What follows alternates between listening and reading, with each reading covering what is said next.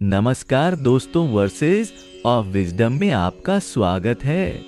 आज हम श्रीमद् भागवत पुराण के चतुर्थ स्कंध के प्रथम अध्याय का अध्ययन करेंगे, जिसमें महाराज पृथु के जन्म की कथा है। यह अध्याय हमें बताता है कि कैसे राजा वेन के अत्याचारों से त्रस्त ऋषियों ने उसका वध किया और उसके शरीर से महाराज पृथु का आविर्भाव हुआ। प्राचीन काल में जब सृष्टि अभी अपने प्रारंभिक चरण में थी, स्वयंभू मनु और उनकी पत्नी शत्रुपा ने मानवता के विकास के लिए अपना जीवन समर्पित किया।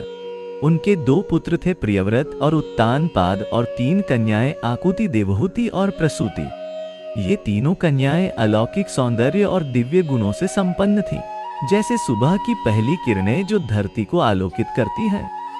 स्वयंभू मनु ने अपनी प्रथम कन्या आकुति का विवाह महर्षि रुचि प्रजापति से किया। यह विवाह केवल 2 व्यक्तियों का मिलन नहीं, बल्कि 2 महान आत्माओं का मिलन था, जिनसे एक नई दिव्य परंपरा का जन्म होना था। विवाह के समय आकाश में देवताओं ने पुष्प वर्षा की और गंधर्वों ने मधुर संगीत बजाया। आकुति और रुचि के घर एक जुड़वा संतान का जन्म हुआ, एक पुत्र और एक पुत्री। पुत्र कोई साधारण बालक नहीं थे, वे स्वयं भगवान विष्णु के अवतार थे, जिन्हें यज्ञ नाम दिया गया। पुत्री का नाम दक्षिणा रखा गया, जो अद्भुत सौंदर्य और बुद्धि की स्वामिनी थी। यज्ञ और दक्षिणा के जन्म से पूरा वातावरण दिव्य ऊर्जा से भर गया और प्रकृति ने स्वयं अपने सर्वोत्तम रूप में इस अवसर का स्वागत किया। यज्ञ, जो स्वयं भगवान विष्णु के अंश थे, ने अपनी बहन दक्षिणा के साथ मिलकर तुषित नामक 12 देवताओं की सृष्टि की। ये देवता अद्भुत शक्तियों से संपन्न थे और स्वयंभू मनु के शासनकाल में ब्रह्मांड के संरक्षक बने। यज्ञ ने अपनी दिव्य शक्तियों का उपयोग करके धर्म की रक्षा की और मानवता को सत्य, अहिंसा और करुणा का मार्ग दिखाया। स्वयंभू मनु की दूसरी कन्या देवहूति का विवाह महर्षि कर्दम से हुआ। कर्दम ऋषि बिंदु सरोवर के तट पर कठोर तपस्या कर रहे थे। उनकी तपस्या से प्रसन्न होकर स्वयं भगवान विष्णु ने उन्हें दर्शन दिए और वरदान दिया कि वे उनकी कन्या से विवाह करेंगे। जब देवहूति अपने पिता के साथ कर्दम ऋषि से मिलने गईं, तो उनके हृदय में प्रेम का अंकुर फूट पड़ा। कर्दम ऋषि और देवहूति के विवाह के बाद ऋषि ने अपनी योगिक शक्तियों से एक अद्भुत विमान का निर्माण किया। यह विमान स्वर्ग के समान सुंदर था, जिसमें सुवर्ण महल, रत्न जड़ित कक्ष और दिव्य उद्यान थे। इस विमान में देवहूति और कर्दम ने ब्रह्मांड का भ्रमण किया, 7 द्वीपों, 9 खंडों और अनेक लोकों की यात्रा की। इस दिव्य यात्रा के दौरान देवहूति का रूप और भी निखर गया। उनकी आभा चंद्रमा की चांदनी से भी अधिक मनोहारी हो गई। कर्दम और देवहूति के 9 कन्याएं हुईं, जिनके नाम थे कला, अनसुया, श्रद्धा, हविर्भु, गति, क्रिया, खयाति, अरुंधति और शांति। इन कन्याओं का विवाह 9 महान ऋषियों से हुआ, मरीचि, अत्रि, अंगिरा, पुलस्त्य, पुलह, क्रतु, भृगु, वशिष्ठ और अथर्वा। इन विवाहों से अनेक महान वंशों का प्रारंभ हुआ, जिन्होंने मानवता के विकास में महत्वपूर्ण योगदान दिया। देवहूति और कर्दम के एक पुत्र भी हुए, जो स्वयं भगवान विष्णु के अवतार थे। उन्हें कपिल मुनि के नाम से जाना गया, जो सांख्य दर्शन के प्रवर्तक बने। कपिल ने अपनी माता देवहूति को आत्मज्ञान का उपदेश दिया, जिससे वे मोक्ष प्राप्त कर सकें। कपिल के ज्ञान से प्रकाशित होकर देवहूति का हृदय दिव्य प्रेम से भर गया और उन्होंने परम सत्य का साक्षात्कार किया।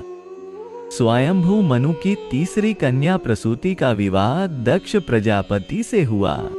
दक्ष प्रजापति ब्रह्मा जी के मानस पुत्र थे और सृष्टि के विस्तार के लिए नियुक्त किए गए थे। प्रसूति और दक्ष के विवाह से सृष्टि में एक नए युग का प्रारंभ हुआ। उनके विवाह समारोह में सभी देवता, गंधर्व और ऋषि मुनि उपस्थित थे। ब्रह्मा जी ने स्वयं इस विवाह का आशीर्वाद दिया और कहा कि इस जोड़े से उत्पन्न संतान सृष्टि के विकास में महत्वपूर्ण भूमिका निभाएगी। प्रसूति और दक्ष के 16 कन्याएं हुईं, जिनमें से 13 कन्याओं का विवाह धर्म से हुआ। ये 13 कन्याएं थीं: श्रद्धा, मैत्री, दया, शांति, तुष्टि, पुष्टि, क्रिया, उन्नति, बुद्धि, मेधा, तिथि, क्षमा और लज्जा। इन कन्याओं से धर्म के अनेक पुत्र हुए, जिन्होंने मानव जीवन के विभिन्न पहलुओं को प्रभावित किया। श्रद्धा से शुभ नामक पुत्र का जन्म हुआ, जो मानव जीवन में शुभता और मंगल के प्रतीक बने।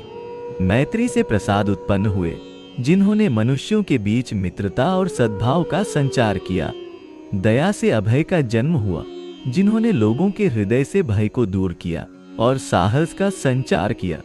शांति से सुख उत्पन्न हुए, जिन्होंने मानवता को आंतरिक शांति और सुख का मार्ग दिखाया। तुष्टि से मुद का जन्म हुआ, जो आनंद और प्रसन्नता के देवता बने।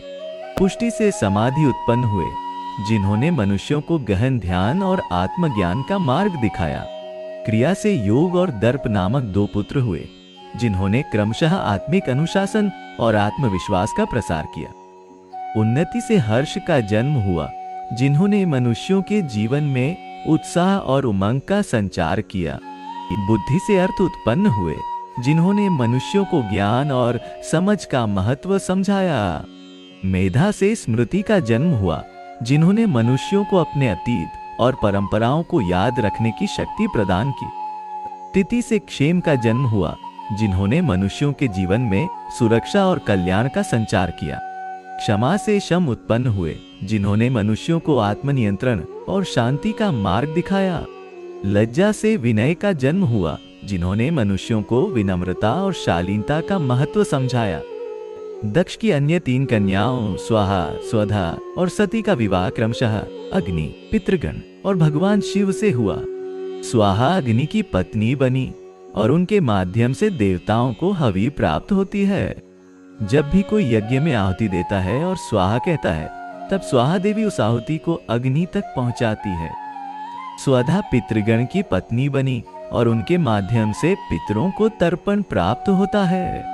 जब भी कोई अपने पूर्वजों के लिए श्राद्ध करता है और स्वधा कहता है, तब स्वधा देवी उस तर्पण को पितरों तक पहुंचाती हैं। इस प्रकार स्वधा पितृलोक और मनुष्य लोक के बीच एक महत्वपूर्ण कड़ी बनी। सती शिव की प्रथम पत्नी बनी और उनके प्रेम की कहानी अद्वितीय है। हालांकि बाद में दक्ष यज्ञ में अपमानित होने के कारण सती ने अपने प्राण त्याग दिए और फिर पार्वती के रूप में पुनर्जन्म लिया। यह कहानी दिव्य प्रेम, त्याग और पुनर्मिलन का प्रतीक बनी। इस प्रकार स्वयंभू मनु की तीनों कन्याओं आकुति, देवहूति और प्रसूति से अनेक महान वंशों का प्रारंभ हुआ। इन वंशों ने मानवता के विकास में महत्वपूर्ण योगदान दिया और धर्म, ज्ञान और सद्गुणों का प्रसार किया। स्वयंभू मनु के वंशज आज भी हमारे बीच हैं और उनकी परंपराएं और मूल्य हमारे जीवन को प्रभावित करते हैं। इन कथाओं से हमें यह शिक्षा मिलती है कि मानवता का इतिहास केवल भौतिक नहीं बल्कि आध्यात्मिक भी है। हमारे पूर्वज केवल शारीरिक रूप से हमारे जनक नहीं थे, बल्कि वे दिव्य गुणों और आध्यात्मिक ज्ञान के वाहक भी थे। जब हम अपने वंश और परंपराओं का सम्मान करते हैं, तो हम उन दिव्य गुणों को भी अपनाते हैं जो हमारे पूर्वजों ने हमें विरासत में दिए हैं।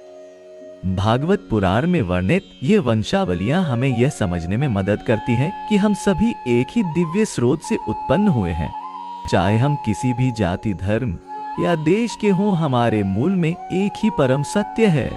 जब हम इस सत्य को पहचानते हैं तो हमारे बीच के भेदभाव मिट जाते हैं और हम सभी एक विश्व परिवार के सदस्य बन जाते हैं। स्वयंभू मनु की कन्याओं की कहानी हमें यह भी सिखाती है कि स्त्री शक्ति सृष्टि की आधारशिला है। आकुति, देवहूति और प्रसूति ने न केवल महान संतानों को जन्म दिया, बल्कि उन्हें संस्कार और ज्ञान भी प्रदान किया। वे केवल माताएं नहीं, बल्कि गुरु और मार्गदर्शक भी थीं, जिन्होंने अपनी संतानों को सत्य और धर्म का मार्ग दिखाया। आज जब हम इन प्राचीन कथाओं का स्मरण करते हैं, तो हमें अपने दिव्य उद्गम का बोध होता है। हम समझते हैं कि हमारा जीवन केवल भौतिक सुख सुविधाओं तक सीमित नहीं है, बल्कि हमारा लक्ष्य उन दिव्य गुणों को विकसित करना है जो हमारे पूर्वजों ने हमें विरासत में दिए हैं। जब हम श्रद्धा, दया, क्षमा और सत्य जैसे गुणों को अपनाते हैं, तो हम अपने दिव्य स्वरूप को प्रकट करते हैं। भागवत पुराण की ये कथाएं हमें यह भी सिखाती हैं कि ज्ञान और भक्ति दोनों ही मोक्ष के मार्ग हैं। जैसे कपिल मुनि ने अपनी माता देवहूति को ज्ञान का उपदेश देकर मोक्ष का मार्ग दिखाया, वैसे ही हम भी ज्ञान और भक्ति के माध्यम से परम सत्य का साक्षात्कार कर सकते हैं। हमारा जीवन एक यात्रा है जिसका अंतिम लक्ष्य उस परम सत्य से एकाकार होना है जिससे हम सभी उत्पन्न हुए हैं। मित्रों, आज हमने श्रीमद् भागवत पुराण के चतुर्थ स्कंध के प्रथम अध्याय से महाराज पृथु के जन्म की कथा का अध्ययन किया। यदि आपको यह वीडियो पसंद आया तो कृपया इसे लाइक करें, चैनल को सब्सक्राइब करें और अपने विचार कमेंट्स में साझा करें। वर्सेस ऑफ विजडम के साथ और अधिक पौराणिक कथाओं और उनके गहरे अर्थों को जानने के लिए हमारे साथ बने रहें।